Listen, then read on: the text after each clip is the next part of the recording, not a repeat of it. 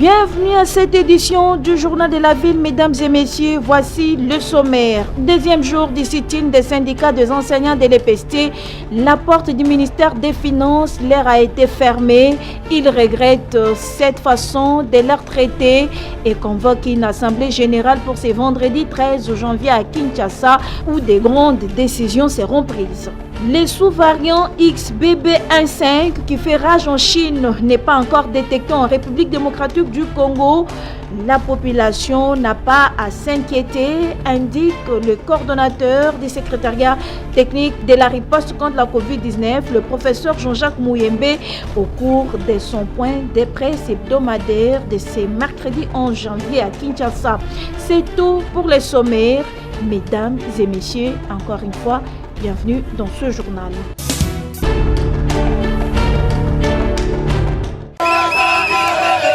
Deuxième jour du sit-in des syndicats des enseignants de l'EPST au ministère des Finances ce mercredi 11 janvier 2023, toujours pour réclamer la paye de 5 mois d'arriéré de la prime de la gratuité des enseignants du primaire et la prime d'encadrement services centraux. Sur place au ministère des Finances, la tâche n'était pas facile pour les syndicats des enseignants de l'EPST qui se sont vus bloqués par le ministère des Finances en leur fermant la porte d'entrée. Chose que regrette énormément l'intersyndicale de syndicats des enseignants de l'EPST et décide de convoquer l'Assemblée générale pour ce vendredi 13 janvier 2023 à Kinshasa où les grandes décisions seront prises. Le Finance nous a fermé la porte. Au monde de la présidence, au monde de la présidence, on nous a même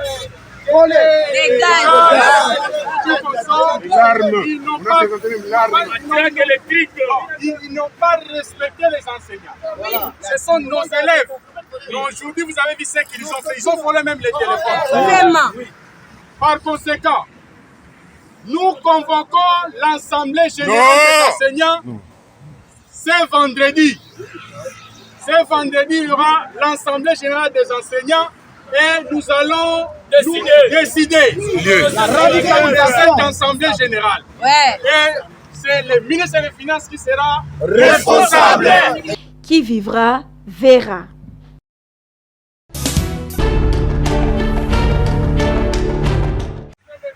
Non-paiement des arriérés de la prime de la gratuité des enseignants de l'école primaire. Le secrétaire général du syndicat national des enseignants des écoles conventionnées catholiques, Mogis Tsumulomba-Chimanga, s'inquiète de la situation et exhorte les enseignants à se lever pour sauver cette prime qui serait déjà en danger. Nous avons fait notre sit-in dans le respect des lois de la République.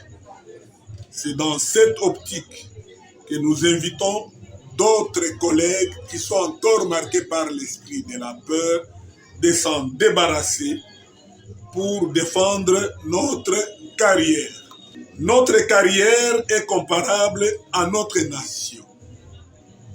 Une fois elle est entamée, notre devoir est de la défendre. Tel est le cas de la prime de gratuité des camarades des écoles primaires. Ce dernier vient d'être privé de cette prime durant 5 mois pour des raisons inexpliquées. Le président de la République vient de promulguer la loi des finances pour l'exercice 2023. Celle-ci abroge celle de 2022. Donc, cette prime de gratuité tombe caduque et ne sera jamais payée. Toutefois, nous n'avons que 48 heures de pression intensive pour sauver la face. Dépassé le 12 janvier 2023, nous serons impuissants devant la loi financière 2023 pour revendiquer cette prime. D'un coup, nous perdons notre face devant notre conscience et devant la foi de notre profession. Une question s'impose. Avons-nous étudié pour brader nos diplômes en restant calfeutrés dans nos salles de profs pour partager éternellement nos misères. Sinon, ne nous trouvons pas d'employeurs. Nous n'avons qu'un seul employeur.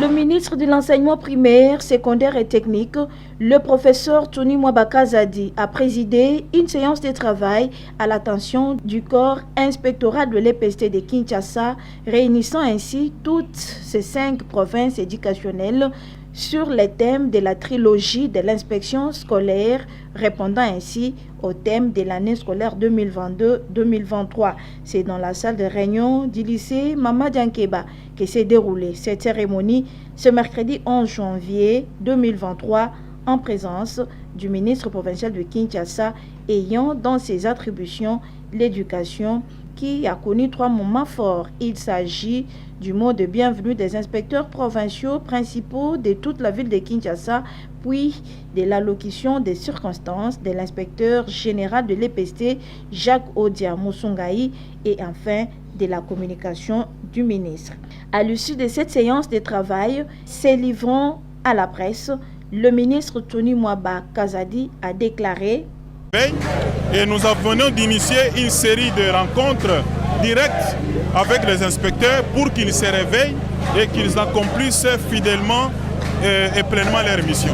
C'est la léthargie, ils ne font pas leur travail. Donc il faut les réveiller, les engager à lutter contre les antivaleurs, à travailler pour élever la qualité de l'enseignement dans nos écoles, mais aussi à veiller sur la mesure de la gratuité. En ce qui concerne leurs droits, le ministre de l'enseignement primaire, secondaire et technique répond: en ce qui concerne leurs droits, on doit reconnaître également qu'ils ont besoin de moyens pour travailler. Il y a d'autres, on a déjà engagé, on attend que ça soit résolu. Et il y a aussi une équipe qu'on a mise sur place pour évaluer tous les besoins de l'inspection scolaire de nos jours, pour permettre à celle-ci d'accomplir ses missions.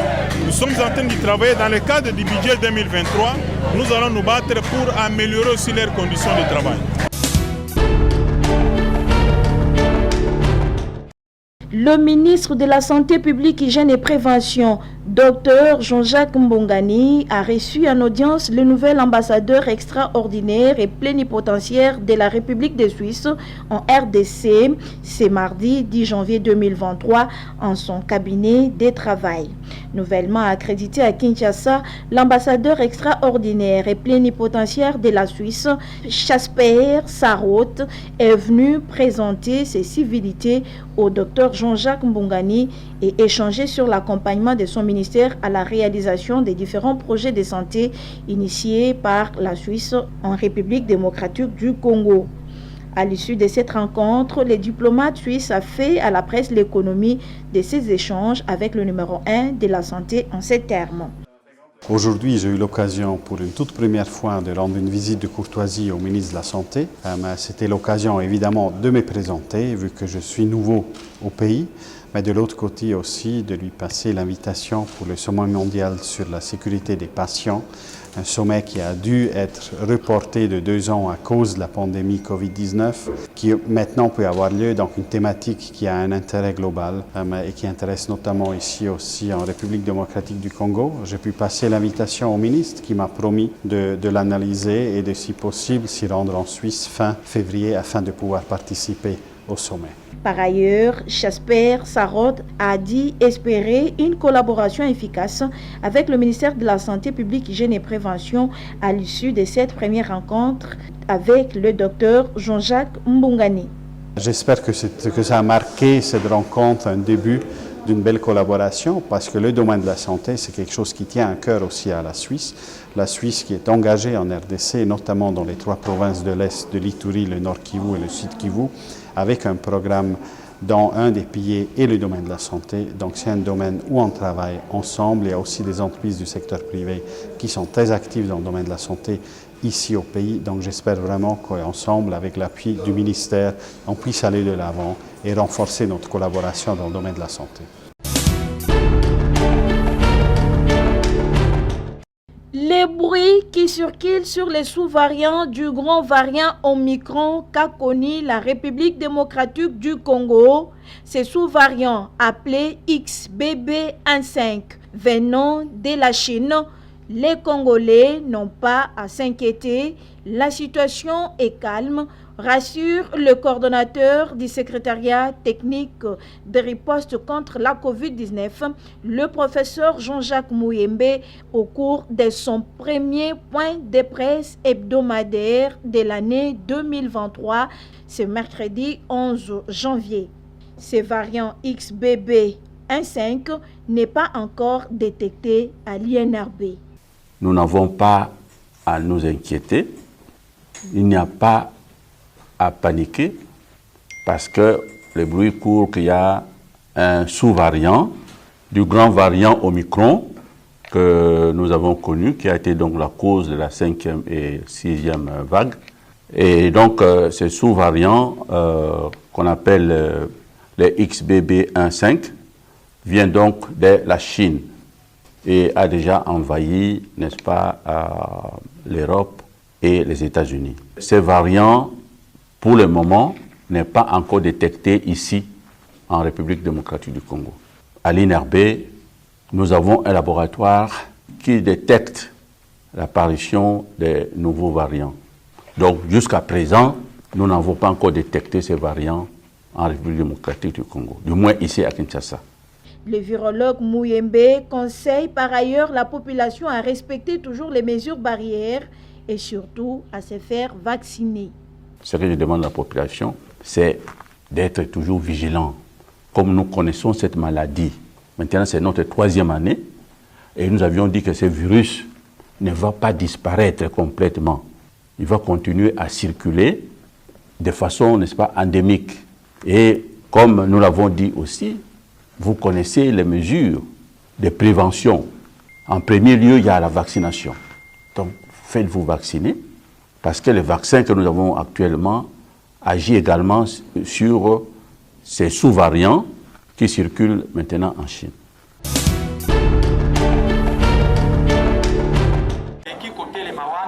Processus électoral en République démocratique du Congo, l'Union populaire africaine UPA affûte déjà ses armes avec des adhésions massives constatées au siège de ces partis situés sur le boulevard Lumumba au quartier des Bonhommes dans la commune de Limete.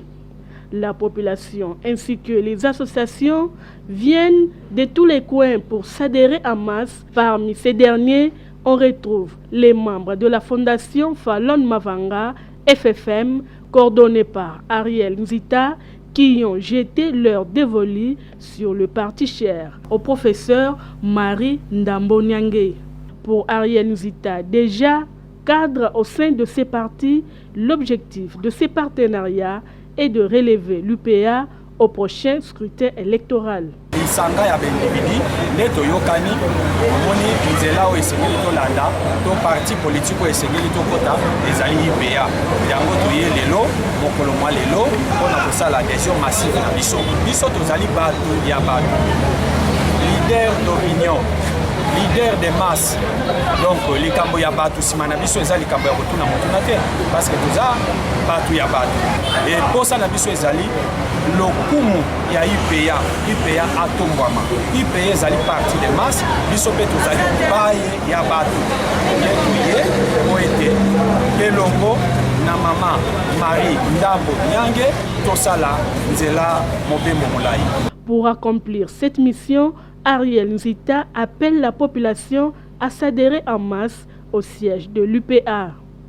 Tosali ezali échantillon bango batikali na badamu lundi mardi bamikolo nyonso etikali bakoka koya awa bamoni siège ya IPA siège na biso yango oyo baya kosadere biso nyonso objectif ezali kosoutenir maœuvre ya mokonzi ya mboka.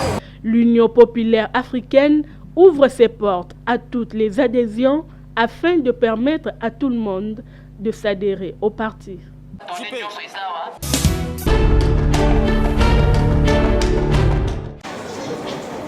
Impact de la population dans les processus de développement durable en République démocratique du Congo, Conscience citoyenne à tous, c'est le thème décortiqué au cours d'une journée de réflexion citoyenne organisée par la Confédération associative pour le développement et bonne gouvernance en RDC, Kadeshgov RDC, à la fin de l'année 2022.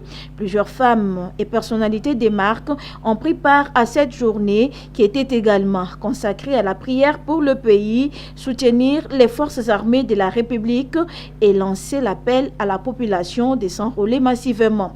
Révérend Patrick Louyoyo Telekwaou, coordonnateur de la Kadeshgov, nous en dit plus. Nous lançons un message à toute la population de la RDC qui a été représentée ici à Tchang. Nous avons invité tout le monde pour sensibiliser les éducateurs de masse, le peuple congolais, sur l'identification et l'enrôlement massif des électeurs et le soutien au FARDC par la prière, comme nous le faisons, et soutien aux institutions de la République. Plusieurs responsables de la société civile qui se sont succédés à la tribune lors de cette réflexion citoyenne n'avaient qu'un seul message sur leurs lèvres, à savoir que la population s'enrôle. Tout le monde doit aller s'enrôler, c'est un devoir pour tous, que nous ne puissions pas rêver. Pour ceux qui disent qu'il n'y aura pas élection, beaucoup seront surpris. Il y aura réellement élection. Et les élections ne peuvent passer que par ce processus d'enrôlement. Que tout Congolais, là où il est, qu'il passe pour se faire enrôler. Ils ont pour ce faire encouragé les forces armées de la République démocratique du Congo qui se trouvent au front pour défendre l'intégrité territoriale et une prière était ainsi dite autour du drapeau national pour remettre à Dieu le pays. La Confédération associative pour le développement et bonne gouvernance en RDC Kadeshgov a donné 25 de ses membres pour servir le pays sous les drapeaux, ainsi pour répondre à l'appel du chef de l'État Félix Antoine Tshisekedi Tshilombo à la mobilisation tous azimuts pour appuyer les forces armées congolaises.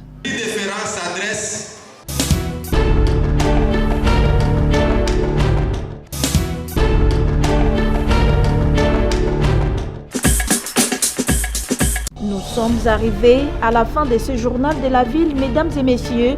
Merci de l'avoir suivi. Le prochain rendez-vous est fixé pour ce jeudi avec le même plaisir.